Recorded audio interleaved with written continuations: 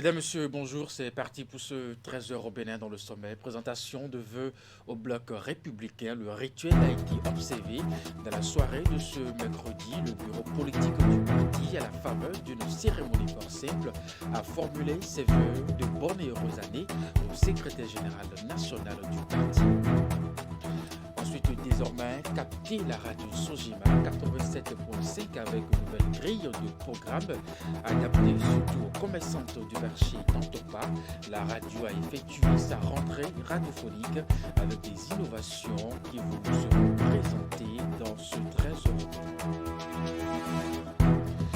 Le ministère de la décentralisation de la gouvernance locale dispose désormais de deux dispositifs majeurs au service des organes de contrôle de l'ordre administratif. Il s'agit du comité d'audit interne et celui de maîtrise des risques dont les membres ont été officiellement installés dans l'après-midi de ce mercredi. Mesdames et messieurs, c'était le sommaire de ce 13h au Bénin. À nouveau, bonjour. Nous sommes au début de la nouvelle année et c'est le moment par excellence de présenter des vœux au bloc républicain. Le rituel a été observé encore cette année. Dans la soirée de ce mercredi, le bureau politique du parti, à la faveur d'une cérémonie fort simple, a formulé ses vœux de bonne et heureuse année au secrétaire général national du parti, le ministre d'État Abdoulaye Biotchane. Occasion également pour l'ensemble des responsables du parti de faire le bilan des actions politiques majeures menées en 2021 par le bloc républicain qui s'engage déjà dans la course pour les élections législatives de 2023. Le point de la cérémonie avec Idrissou Boukari et Deron Pévi.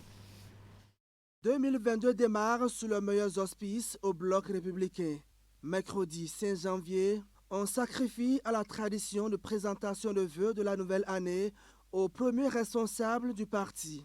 Robert Guyan, premier vice-président de l'Assemblée nationale et secrétaire général national adjoint, va, au nom du bureau politique et l'ensemble des militants du BR, formuler les bons vœux au ministre d'État chargé du développement et de la coordination de l'action gouvernementale. Je voudrais, au nom du Parti Bloc républicain, de ses instances dirigeantes et à mon nom propre, souhaiter à vous-même, Monsieur le secrétaire général national, aux membres de votre famille et à tous ceux qui vous sont chers, les vœux les meilleurs de robuste santé, de paix profonde et de bonheur.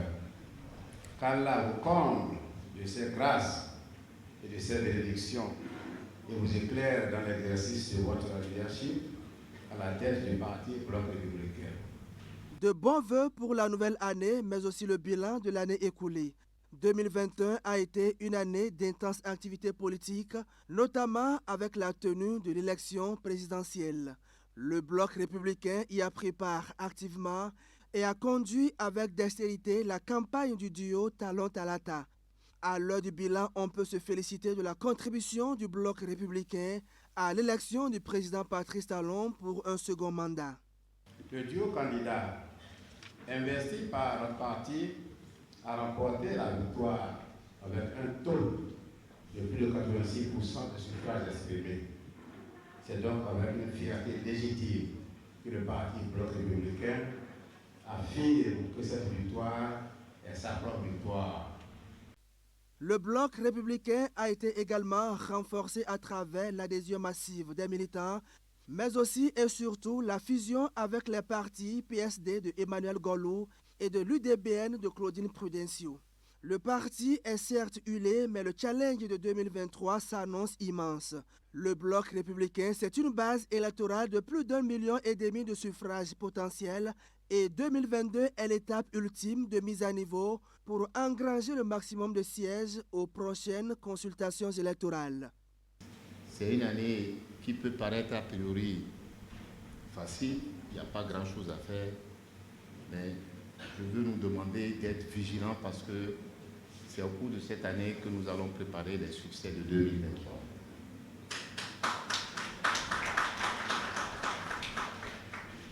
Je veux prendre le défi que le général Biyan nous a lancé en nous permettant des wagons de Parakou jusqu'à Porto-Novo. Mais pour remplir ces wagons, il nous faut du travail dans chacune des circonscriptions. Et ce travail-là, il commence aujourd'hui. Il a commencé avec la mise en place de nos structures décentralisées.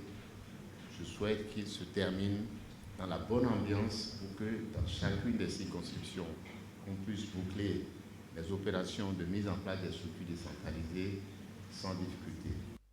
Quelques heures avant la cérémonie de présentation de vœux de Nouvel An, le bureau politique du Bloc républicain a tenu sa session budgétaire à son siège à Cotonou. Occasion indiquée pour présenter le rapport d'activité 2019-2020. Les travaux de la session aboutiront à l'adoption du budget 2022. Un budget qui permettra au parti de mieux faire face aux défis qui s'imposent à lui. De la joie dans le rang des femmes de Zoukan, dans la commune de Diga.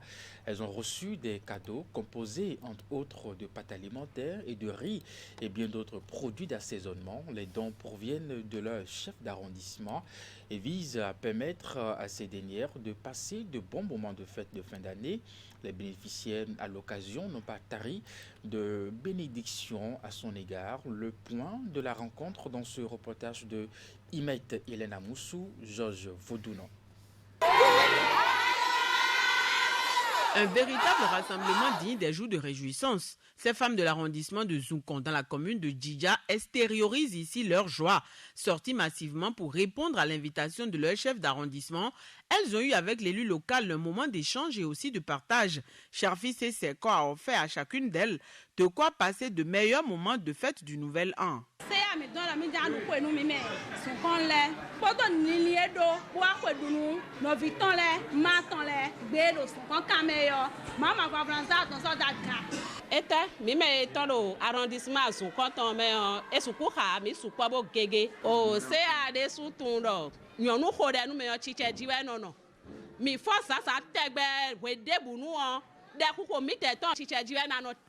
Les dons distribués sont composés essentiellement de pâtes alimentaires, de riz, d'additifs d'assaisonnement et autres. Très touchés par le geste, les bénéficiaires n'ont pas tari de bénédiction à l'endroit du donateur.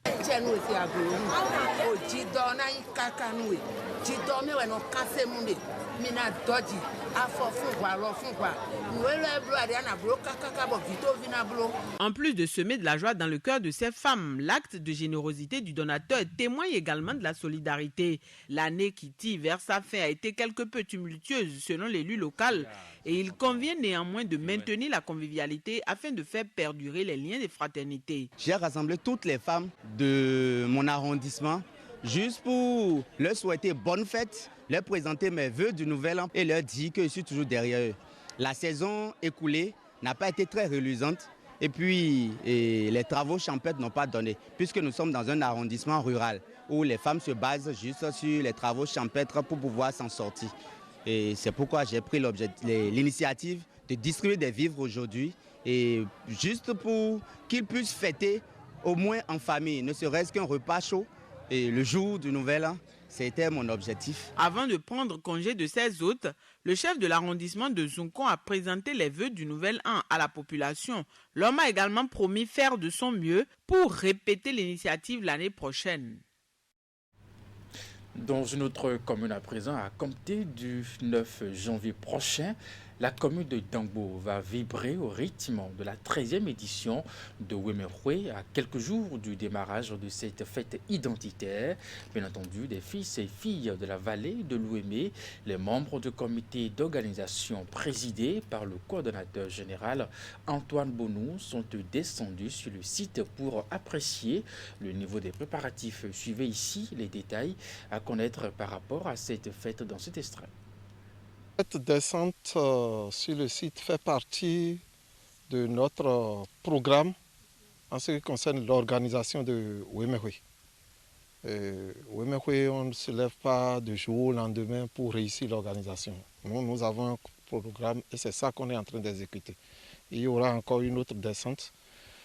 Cette descente nous permet de voir le niveau du nettoyage du site et de régler les problèmes afin de tout caler pour le lancement de Wemehwe le dimanche.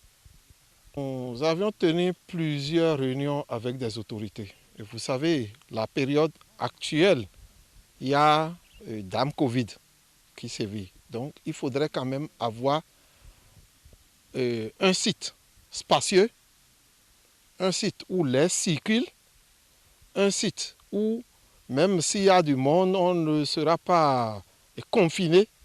Et vous convenez avec moi que ce site est approprié pour les manifestations. Je disais 4 hectares, mais là, nous avons près de 10 hectares. Et nous pouvons nous retrouver à 5, à 10, l'air circule bien. Bien, on met nos masques, on prend les mesures barrières, les gestes barrières, on respecte et on va fêter dans la lutte contre le Covid. C'est pourquoi nous sommes venus revoir le site et prendre les dispositions, c'est-à-dire comment mettre les bâches pour que les bâches ne soient pas proches l'une de l'autre, comment organiser les ressortissants, la population pour respecter notre engagement vis-à-vis de la lutte contre le Covid. En dehors de ça, il y a d'autres ingrédients. Et nous voulons servir de leçon pour que, s'il y a d'autres manifestations, que les gens se servent de notre expérience pour organiser dans la lutte contre le Covid. Wemehwe n'est pas né hier. Wemehwe est une organisation bien structurée. Et par rapport à ça, on se prépare des mois durant. Et pendant la préparation, nous prenons des contacts. Et cette année, c'est l'occasion de remercier Madame le préfet du département. C'est elle qui a pris le devant des trucs. Et sur le plan sécuritaire, nous avons rencontré les responsables à divers niveaux. Et chacun sait comment jouer sa partition. Au niveau des routes, sur le site, au niveau des parkings, tout est bien structuré. En venant à Wemehwe, soyez rassurés que votre sécurité est garantie. Que ce soit sur la voie, que ce soit sur le site, que ce soit autour du site, vous êtes sécurisés. Et puis en prélude à la célébration de la fête de nos cultes endogènes, nous vous amenons dans les culturels Adja, Tado, une région au sud-ouest du Bénin. À cheval entre le Bénin et le Togo, il existe plusieurs divinités. Nous allons découvrir 2 d'entre elles à travers quelques-unes de leurs particularités. Les divinités en question sont le vaudou Sapata et le vaudou Rebioso. Reportage de Geoffroy Messan, Florando.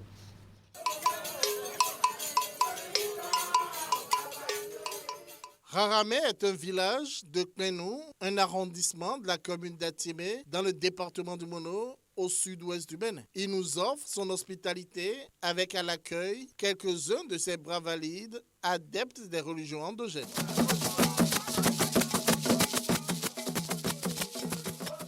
Comme il est de coutume, chaque année, en cette période, le village vit au rythme des rites et rituels du Huetanou, une cérémonie traditionnelle annuelle.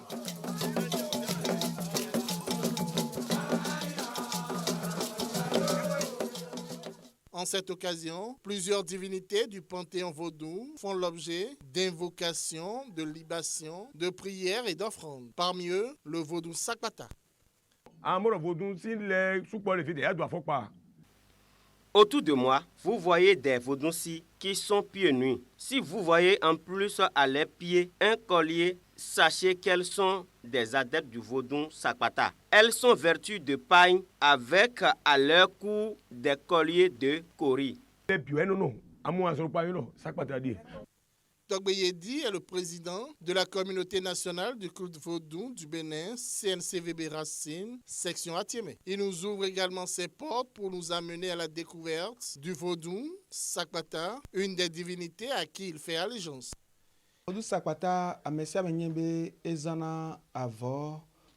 Le vaudou Sapata utilise surtout des tissus de couleur rouge, blanche et noire. Ces adeptes utilisent des tissus avec plusieurs motifs et dessins. Le rouge au vin est aussi une couleur de Sapatasi, les adeptes du vaudou Sapata. Rouge au vin pour nous,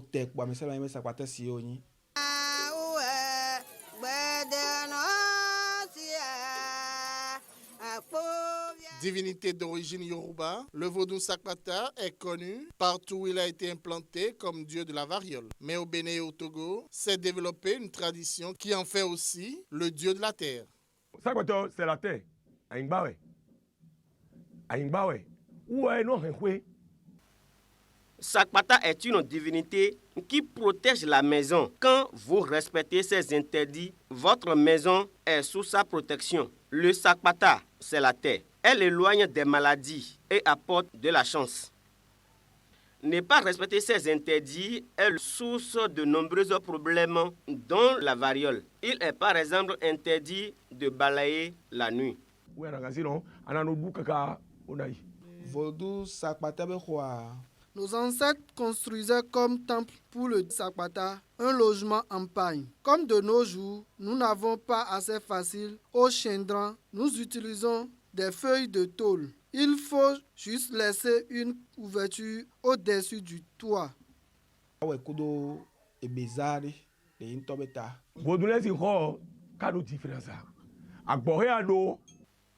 Pas de différence en réalité entre les temples des divinités vaudou. Tout dépend des moyens dont tu disposes pour le réaliser. Si pour construire un temple pour le vaudou Sakpata, on utilise souvent de la paille, c'est juste à cause des bruits qu'occasionne une pluie pour tomber sur un toit. Le vaudou est souvent gêné par ce bruit.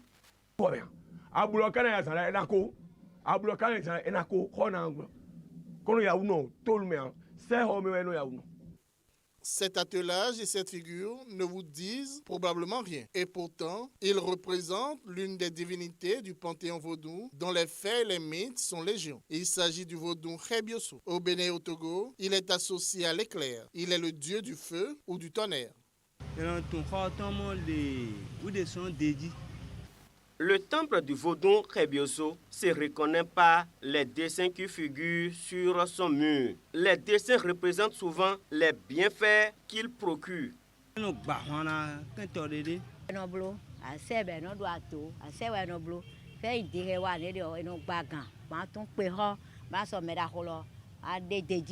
Selon ses prêtres et prêtresses, la divinité Khebioso apporte la pluie. Il accroît l'instruction morale et civique de l'homme.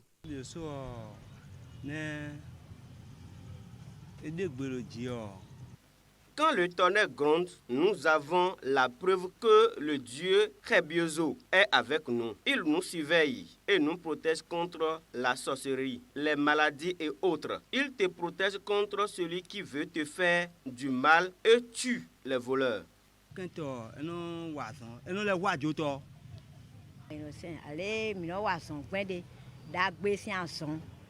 Ai gudo ai ka afaro de amedaliji ai kamera foto ai do wa bro nu ale na wa kwa de na mo mi no ko bakana mo fifa we gbe atan bo mo bo wa kwa de do akan le mo deji lo amo deji lo ana pa gbe na mera ho lo.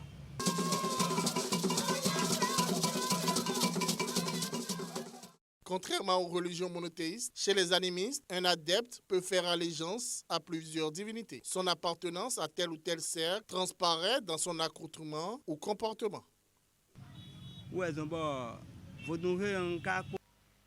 Je suis le prêtre de 3 divinités, Khebioso, Dan et Sakpata. Pour reconnaître les adeptes de Khebioso, il faut faire attention à leurs accoutrements et à leurs perles.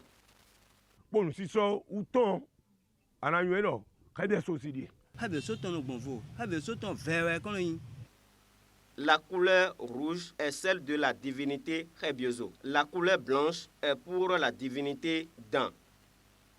Les adeptes du vaudou Khebioso ont des balafres en forme d'étoile.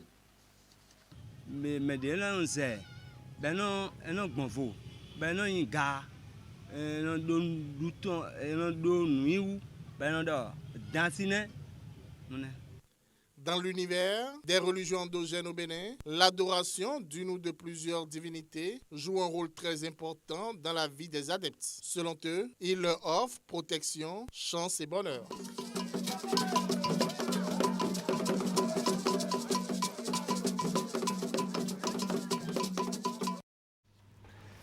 La radio Sogema, je vous l'ai annoncé en titre, innove et avec elle le directeur Armand Gansset ce mardi 5 janvier 2022 en présence d'un parterre d'invités, personnels de la radio, responsables investis et le directeur général de la Sogema ont répondu présents à la cérémonie ayant consacré la rentrée radiophonique de 87.5 FM. Reportage. Le 5 janvier 2022 restera historique et gravé dans le marbre des faits singuliers de la vie de la radio Sogema. Elle émet du marché d'Antokpa à Cotonou. Elle est sous administration de la Sogema, la société de gestion des marchés autonomes, et Armand Gansset, le directeur, rêve d'une radio prospérante, innovante et inscrite parmi les meilleures dans le paysage médiatique béninois. Pour ce faire, il faut changer de paradigme et la rentrée radiophonique de ce 5 janvier vient corroborer une vision déjà implémentée par le premier responsable de la Sogema. Par la présente cérémonie, je voudrais appeler votre attention sur la nouvelle page qui s'ouvre dans la vie de la radio Sogema, celle de la hisser au rang des radios de pointe de notre pays. Et pour atteindre cet idéal, en cette année 2022, des actions fortes se menaient depuis quelques années pour redorer le blason de la dite radio. Il s'agit notamment de la rénovation de ces locaux, de l'acquisition d'équipements sophistiqués qui portent aujourd'hui très loin la voix de la radio, du recrutement de personnel qualifié, de l'actualisation de son statut organisationnel avec à la clé la nomination d'une chef d'antenne, d'un chef de programme, d'un rédacteur en chef et d'un responsable technique. Au-delà de ce existant, de nouvelles actions sont à décliner. En 2022, cap sera mis sur le renforcement de l'imposition de l'écoute de la radio aux usagers à travers la réalisation des travaux complémentaires d'extension dans d'autres secteurs, l'adoption d'un nouveau programme. Et justement, la grille des programmes saison 2022 a été parcourue et présentée au public et aux auditeurs par le chef programme. La radio Sogema va présenter des flashs d'information, des éditions de flash d'information. 7 éditions de flash d'information par jour, et dans 2 langues différentes, à savoir le français et le fon. Le flash d'information en fond n'existe sur aucune radio de Cotonou.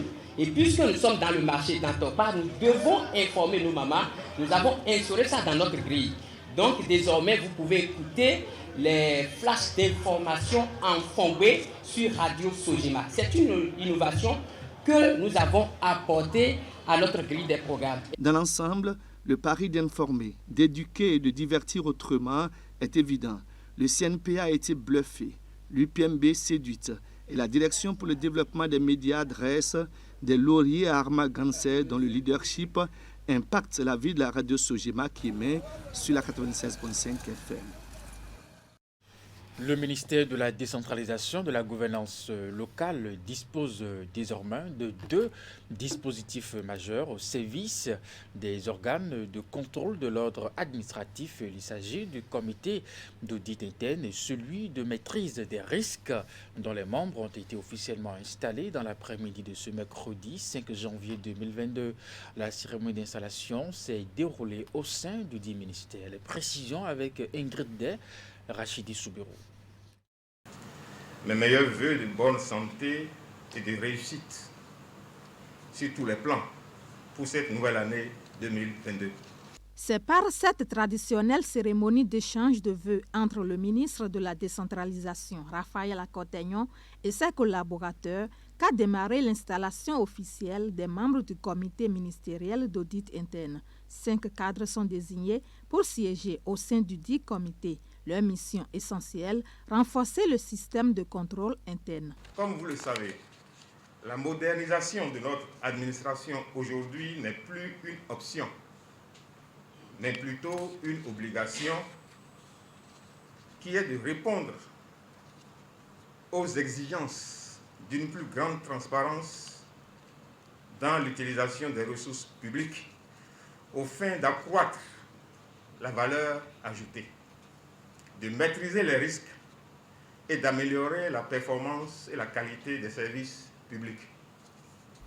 Face à cette réalité, les autorités ont pris la résolution de passer l'étape du contrôle classique au sein de l'administration. C'est ce qui a conduit à la création du comité ministériel d'audit interne du ministère de la décentralisation et de la gouvernance locale, une réforme qui apportera plus d'efficacité dans la gestion de la chose publique. Au terme des dispositions de l'article 10 du décret 2018-396 du 29 août 2018 portant réorganisation des organes de contrôle en République du Bénin, le comité ministériel d'audit interne veille à la vérification du bon fonctionnement des systèmes de contrôle interne mis en place sous l'égide du comité ministériel de maîtrise des risques. Le comité d'audit interne du ministère de la décentralisation et de la gouvernance locale est l'une des réformes entreprises par l'État béninois afin d'améliorer la qualité de la gouvernance au niveau des services publics. Les membres du comité de maîtrise des risques du dit ministère sont également installés par la même occasion. Le Bénin était frappé par un drame qui a occasionné plusieurs morts et blessés. C'était le 8 septembre 2016 à Toriavamen, dans la commune de Toribosito. Des hommes et des femmes ont péri dans les flammes sur un site d'enfouissement des produits avariés alors qu'ils tentaient de soustraire du feu ces produits qu'ils estimaient encore consommables. À l'époque, le gouvernement, en plus de l'assistance apportée aux victimes, a pris ses responsabilités pour sanctionner les acteurs qui sont intervenus dans le processus de cette opération d'incinération des produits avariés. Mais 5 ans après, une équipe de la rédaction de Canal 3 Bénin est repartie sur le terrain pour voir comment les populations s'en remettent. Idrissou Boukari, Moufi de Sabour. C'était un jeudi noir à Tori-Avamen, dans la commune de Toribosito, à une 50aine de kilomètres de Cotonou. À l'origine, une explosion de produits avariés incinérés sur ce site. Le drame est survenu alors que les populations de la localité cherchaient à récupérer des marchandises jugées impropres à la consommation. Donatien, l'un des propriétaires terriens ayant vendu le domaine au promoteur du site de décharge, a vécu la scène. Il raconte les faits. Pendant que l'incinération des produits avariés était en cours, j'ai vu des gens se diriger vers le trou d'où sortaient des flammes. Du coup, certains y sont tombés et moi j'ai essayé de leur porter secours, mais malheureusement, il y en avait qui sont décédés sur place. Les faits remontent au 8 septembre 2016. En 2021, 5 ans se sont écoulés et Canal 3 revient dans le périmètre de la catastrophe. Le bilan en termes de morts et de blessés était lourd. Dans cette maison seulement, par exemple, 18 personnes ont péri dans les flammes dévastatrices et depuis ce temps, les portes de leurs chambres sont restées fermées. Sur place, on retrouve quelques rescapés. Les blessures se sont certes cicatrisées, mais les séquelles et le traumatisme demeurent. C'était le pire moment de leur vie.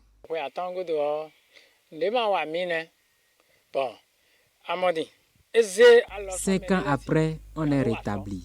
Seulement que les conséquences de brûlures demeurent. Moi, par exemple, mes doigts ne répondent plus bien et ne me permettent pas de travailler. Après l'incident, j'ai repris mon activité de vente de charbon, mais je n'arrivais pas à supporter la chaleur.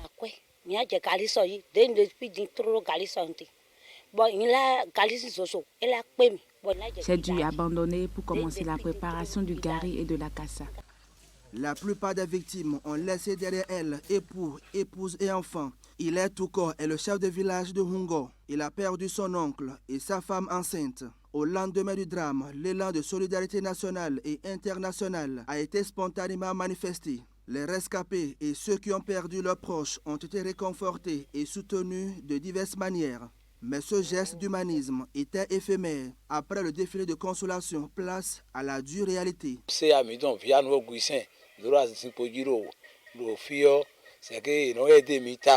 Notre ancien chef d'arrondissement, Viano Augustin, nous portait régulièrement assistance. Mais depuis son départ de ce poste, plus personne ne nous vient en aide.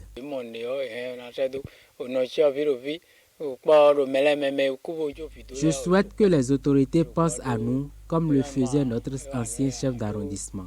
Nous avons assez d'orphelins à prendre en charge. Si elles pensent à nous, ça nous ferait beaucoup plaisir. J'invite le gouvernement à nous aider afin qu'on puisse reprendre nos activités.